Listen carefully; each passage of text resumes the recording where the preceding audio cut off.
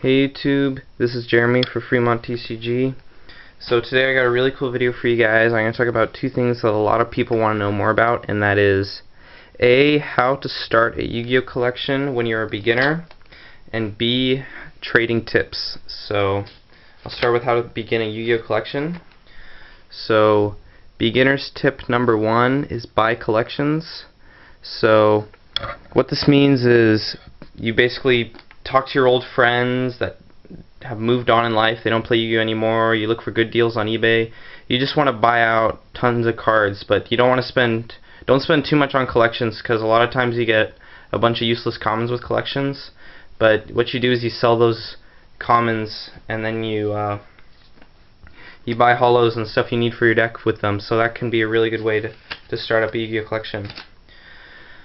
Tip number two is find good deals. So you want to be looking on eBay all the time. Building a good deck is actually really important because you can win locals with your deck, and then you make a lot of money off that. Finding good deals can be really helpful to your trade binder. It just makes everything better.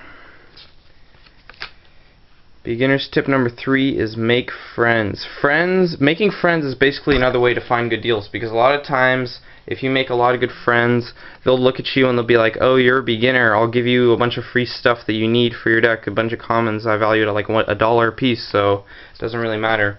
And another way to find good deals is to look online for dollar binders. Like, people have these binders where every card in it is $1, and a lot of times some of the cards in there will be worth like $3 or $4. So you just go to the dollar binders, you buy everything that's like $2 or $3 or $4, and you build up your trades that way.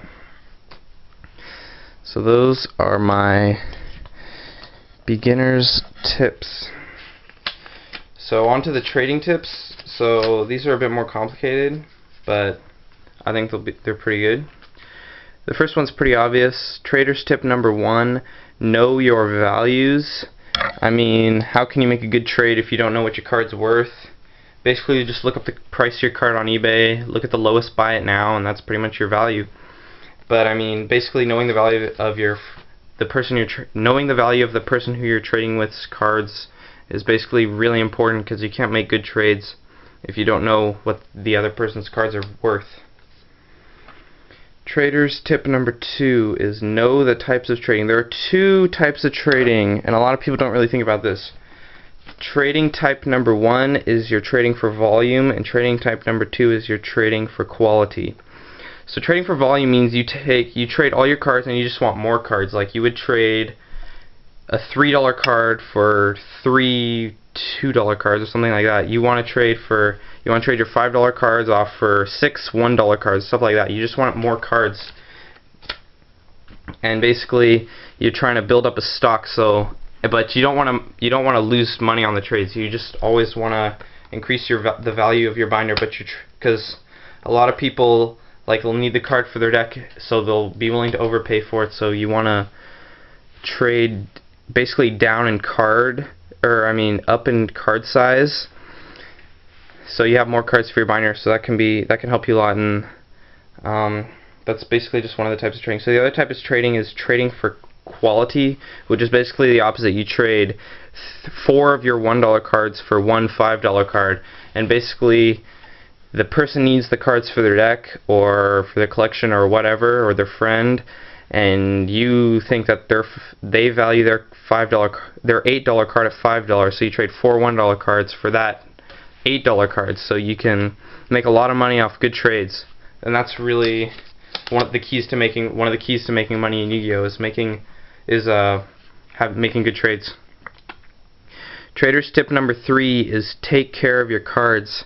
If you think about it honestly, when the cards that you're trading are not really your cards, they're someone else's cards, because you're going to trade them off. So, and you should always take care of other people's stuff. So taking care of your cards is really important, and a lot of people really care about the conditions of the cards.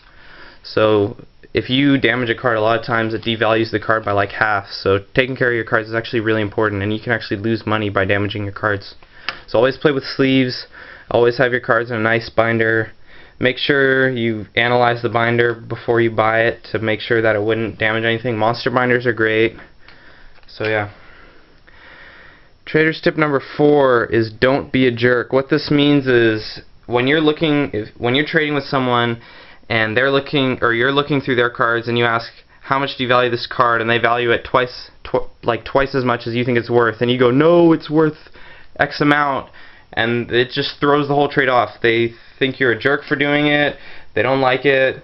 It basically just makes them not want to trade to you. So don't do that. If you think they value their card too high, just say okay and move on, and you don't have to take the card for them, because people will always have like at least one or two cards that they undervalue in their binders. So you just got to keep looking through their binders, and eventually you can find something and work out a trade.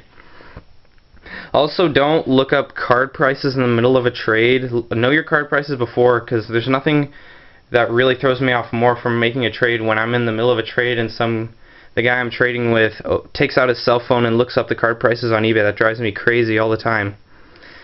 So those are my tips to beginning a collection and trading. So please, please, please, please, please subscribe. I'm going to do more videos like this soon. I'll maybe get some like strategy videos that are going to be really cool up. So see you guys.